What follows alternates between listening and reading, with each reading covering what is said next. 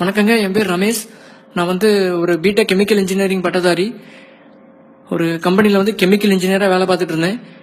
நான் ரொம்ப முக்கியமான ஒரு விஷயம் சொல்ல போகிறேன். தயவு செஞ்சு இதை ஒரு 5 நிமிஷம் காது கொடுத்து கேளுங்க. கேட்டுட்டு எல்லாருக்கும் ஃபார்வர்ட் பண்ணுங்க. தயவு செஞ்சு இதை இக்னோர் பண்ணிடாதீங்க. நான் ஒரு அடிப்படையில் ஒரு விவசாய குடும்பத்தை சேர்ந்தவன். எங்கள் குடும்பத்தில் நான் தான் முதல் பட்டதாரி. அதை நினச்சி நான் ரொம்ப பெருமைப்பட்டிருக்கேன். ஆனால் இன்னைக்கு நான் பார்க்குற வேலையை நினச்சி நான் ரொம்ப வேதனைப்படுறேன் இந்த படிப்பை நினச்சி. என்ன விஷயம்னு பார்த்தீங்கன்னா, நம்ம சாப்பிட்ற சாப்பாடு பண்டங்கள் எல்லாமே இன்னைக்கு ரொம்ப கெமிக்கல் மயமா இருக்கு. 2-3 நாளைக்கு முன்னாடி நான் ஃபேஸ்புக்கில் ஒரு பதிவு பார்த்தேன். அதில் போட்டிருந்தாங்க, இந்த மாதிரி சாக்லேட்டுக்கும் ஐஸ்கிரீமுக்கும் அடிமையான கடைசி தலைமுறை நம்ம தலைமுறையா இருக்கட்டும் அப்படின்னு போட்டிருந்தாங்க. அதை படிச்சுட்டு நான் நினைச்சேன், என்னடா ஐஸ்கிரீமும் சாக்லேட்டும் குழந்தைங்களுக்கு ரொம்ப பிடிச்ச விஷயம், இது கூட சாப்பிடலன்னா எப்படி, எல்லாத்துலயும் குத்தம் குறை கண்டுபிடிக்கிற மாதிரி இருக்கு அப்படின்னு நினைச்சேன். அப்புறம் அதை பத்தி ஒரு கெமிக்கல் இன்ஜினியரா அதை பத்தி படிக்கிறதுக்காக வேண்டி முயற்சி பண்ணேன். நான் வேலை செய்யற கம்பெனிலேயும் சில தப்புகள்லாம் நடக்குது. அது என்னன்னு நான் சொல்றேன். முதல்ல விஷயம் இந்த குழந்தைங்க மிட்டாய் ரொம்ப விரும்பி சாப்பிட்றாங்க. இந்த ₹1-2 சாக்லேட் ஐட்டம், அப்புறம் இந்த டைரி மில்க், அப்புறம் இந்த நிறைய சாக்லேட் ஐட்டம்லாம் சாப்பிட்றாங்க. அப்புறம் இந்த ஜூஸ், நிறைய இந்த பாட்டில் அடைச்சு வர்ற juice, mango juice, Coca Cola, இந்த மாதிரி ட்ரிங்க்ஸ், கோலா, இந்த மாதிரி பானங்கள்லாம் குடிக்கிறாங்க.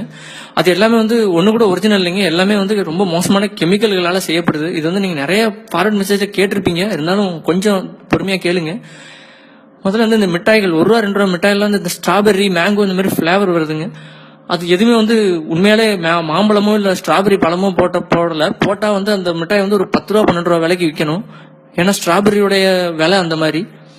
ஆனா அதுக்கு பதிலாக என்ன பண்றாங்க அப்படின்னு பாத்தீங்கன்னா, இந்த கிளைசிடேல், டைமெத்தில் பாலிசிலாக்சன் அப்படின்னு சில கெமிக்கல்லாம் இருக்கு. அந்த மாதிரி கெமிக்கல்கள் யூஸ் பண்றாங்க. அதுக்கப்புறம் இந்த பீவர்னு ஒரு மிருகம் இருக்கு. அந்த விலங்குடைய சிறுநீர் பை, அந்த பையில இருந்து எடுக்கப்படுற ஒரு மோசமான ஒரு கெமிக்கல். அந்த கெமிக்கல் மூலமா எடுத்து அதை கெஸ்டோரியம் அப்படின்னு பேரு. அது நம்மளோட பர்ஃபியூம்ல இருந்து நம்மளுடைய சாப்பாடு இந்த மிட்டாயில எல்லாம் சேர்க்கறாங்க. ரொம்ப மோசமான ஒரு விஷயம் அது. அதுக்கப்புறம் ரெண்டாவது பாத்தீங்கன்னா, இந்த நீங்க இந்த இப்போ இந்த நிறைய ஃப்ரைடு சிக்கன் அப்படின்னு நிறைய கடை வந்திருக்கு. அந்த சிக்கன் கடையில பாத்தீங்கன்னா, இந்த நக்கெட்ஸ், சிக்கன் நக்கெட் அப்படின்னு சொல்றாங்க, சின்ன சின்ன சிக்கன் பீஸ். அதுல பாத்தீங்கன்னா ரொம்ப மோசமான ஒரு கெமிக்கல், டெர்ஷரி புட்டைல் ஹைட்ரோகுயினோன், TBHQ அப்படின்னு சொல்லுவாங்க. நீங்க கூகுள்ல பாத்தீங்கன்னா தெரியும், பூட்டேன் அப்படின்னு சொல்லுவாங்க. அந்த கெமிக்கலை அது உபயோகிச்சு அதை இது பண்றாங்க. ஏன்னா அது பெட்ரோலியம்ல இருந்து கொண்டு வர ஒரு கெமிக்கல். அதுக்கப்புறம் பாத்தீங்கன்னா, நம்ம சாப்பிட்ற இந்த ஐஸ்கிரீம், முக்கியமான விஷயம் நான் சொல்லணும்னு நினைச்சது இதுதான். ஏன்னா ஐஸ்கிரீம் குழந்தைங்களோட ரொம்ப ஃபேவரட்டான ஒரு உணவா இருக்கு. நிறைய குழந்தைங்க ஐஸ்கிரீம் சாப்பிட்றாங்க. ஐஸ்கிரீமுக்கு அடிமையா இருக்கவங்க நிறைய பேர் இருக்காங்க. ஆனா அந்த ஐஸ்கிரீம் என்னைக்காவது யோசிச்சிருக்கீங்க, அது ஏன் கெட்டி ஆகாம, இப்ப நீங்க வீட்டுல பால் எல்லாம் சேர்த்து ஃப்ரிட்ஜுக்குள்ள வச்சீங்க அப்படின்னா அது கட்டி ஆயிரும், ஒரு கல்லு மாதிரி ஆயிரும். அதான் ஃப்ரீசிங் அப்படிங்கறதுடைய வேலை. ஆனா அந்த ஐஸ்கிரீம் எப்பவும் என்னதான் -டிகிரில இருந்தாலும் அது மாவா வருது. அது ஏன்னு யாராவது யோசிச்சிருக்கோமா? அதுக்கு காரணம் அதுல சேர்க்கப்படுற ப்ரோபிலின் கிளைகால் அப்படிங்கிற ஒரு கெமிக்கல். அந்த கெமிக்கல் எதுல இருக்குன்னு பாத்தீங்கன்னா, அதோட இன்னொரு ஃபார்ம் எத்திலின் கிளைகால் அப்படின்னு பேரு. அது இந்த கார்ல இருக்க ரேடியேட்டர்ல யூஸ் பண்ணுவாங்க. எதுக்கு அப்படின்னா, உறைஞ்சு போயிடக்கூடாது தண்ணி அப்படிங்கறதுக்காக யூஸ் பண்ணுவாங்க. அதே கெமிக்கலை 1% 100 கிராமுக்கு 1 கிராம்ங்கிற விதம் ஐஸ்கிரீம்ல கலக்குறாங்க. அப்படி கலக்குறதுனாலதான் ஐஸ்கிரீம் மாவா இருக்கு. எப்பவுமே ஐஸ்கிரீம் நமக்கான உணவு கிடையாது. தயவு செஞ்சு உங்க குழந்தைகளுக்கு இந்த ஐஸ்கிரீம்ங்கிறது வாங்கி கொடுக்காதீங்க. அதுக்கப்புறம் பாத்தீங்கன்னா, இந்த வெண்ணிலா அப்படிங்கிறாங்க. இந்த வெண்ணிலா பிளேவர் அது எல்லாருக்கும் பிடிக்கும். அது ஒரு டேஸ்ட். ஆனா அந்த பிளேவருங்கிறது தயாரிக்கிறதுக்கே ஒரு குறைஞ்சது இந்தியாவில மட்டுமே 110 கெமிக்கல் கம்பெனிகள் இருக்கு பிளேவர் தயாரிக்கிறதுக்கு மட்டும். அந்த கெமிக்கல் பாத்தீங்கன்னா, வெண்ணிலா, அப்புறம் இந்த ஸ்ட்ராபெரி, இது எல்லாமே கெமிக்கல். இந்த வெண்ணிலாங்கிறது பாத்தீங்கன்னா, வேனிலின் அப்படிங்கிற ஒரு செடியில இருக்கிற ஒரு பீன்ஸ்ல இருந்து கிடைக்கக்கூடிய ஒரு வஸ்து.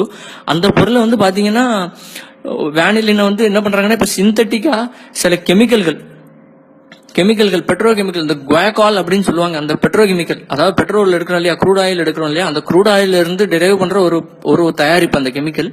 அந்த கெமிக்கலை நல்லா ப்ராசஸ் பண்ணி அதுல இருந்து வர்றதுதான் வேனிலின் அப்படிங்கிறது.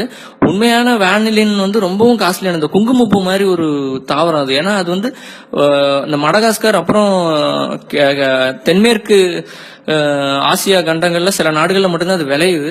அந்த வெனிலின் வச்சு நம்ம வெண்ணிலா தயாரிச்சோம் அப்படின்னா பாத்தீங்கன்னா, அது கிட்டத்தட்ட ஒரு கிலோ ₹10,000 இருந்து ₹16,000 விலை வரைக்கும் உண்டு. ஆனா இந்த சைனால இருந்து சிந்தட்டிக்கான வேனிலின் தயாரிச்சு கொடுக்குறாங்க. அந்த வேனிலின் பாத்தீங்கன்னா 1 கிலோ ரூபாய்க்கு தராங்க. அதை தான் வந்து இந்தியாவில் இருக்க பெரும்பாலான ஐஸ்கிரீம் கம்பெனிகள் வாங்கி ப்ராசஸ் பண்ணி தங்களோட ஐஸ்கிரீம்ல சேர்த்து விற்கிறாங்க. நீங்க எந்த ஐஸ்கிரீம் எடுத்துக்கிட்டாலும் அது கெமிக்கலால இது பண்ண ஐஸ்கிரீம் தான். அதுவும் இல்லாமல் பால் வந்து ஒரு 20-30% தான் பால் சேர்ப்பாங்க. மீதி 70% வந்து பாத்தீங்கன்னா இந்த மாதிரி மோசமான கெமிக்கல்கள் போட்டு தான் தயாரிக்கிறாங்க. தயவு செஞ்சு குழந்தைகளுக்கு இந்த மாதிரி மிட்டாய், சுகர் பேஸ்ட் கன்ஃபெக்ஷனரி அப்படின்னு சொல்லுவாங்க, அந்த மாதிரி மிட்டாய் வாங்கி கொடுக்காதீங்க. நான் சொல்ற உண்மையா இல்லையான்னு உங்களுக்கு சந்தேகமா இருந்துச்சுன்னா தயவு செஞ்சு கூகுள்ல போய் தேடுங்க. அதை பத்தி நிறைய பேர் எழுதியிருக்காங்க. எனக்கும் ஆச்சரியமா இருந்துச்சு. நானும் அப்படிதான் தேடி கண்டுபிடிச்சேன். ஒரு கெமிக்கல் இன்ஜினியரா சொல்றேன், தயவு செஞ்சு கெமிக்கலை கொடுக்காதீங்க குழந்தைகளுக்கு. மிட்டாய் வந்து நம்ம ஊர் மிட்டாய், கடலை மிட்டாய், எள்ளு மிட்டாய் எல்லாம் எவ்வளவு நல்லது. நம்மெல்லாம் ஒன்றும் நம்ம முன்னோர்கள் வந்து இழிச்சவாங்க இல்ல, நம்மளால கண்டுபிடிக்க முடியாத விஷயம் இல்ல. வெளிநாட்டு பண்டங்கள், இந்த கேக்கு, சாக்லேட் தயவு செஞ்சு வாங்கி கொடுக்காதீங்க. ஐஸ்கிரீம் இதெல்லாம். ரொம்ப நன்றி கேட்டதுக்கு. இதை நிறைய பேருக்கு ஃபார்வர்ட் பண்ண மறந்துடாதீங்க.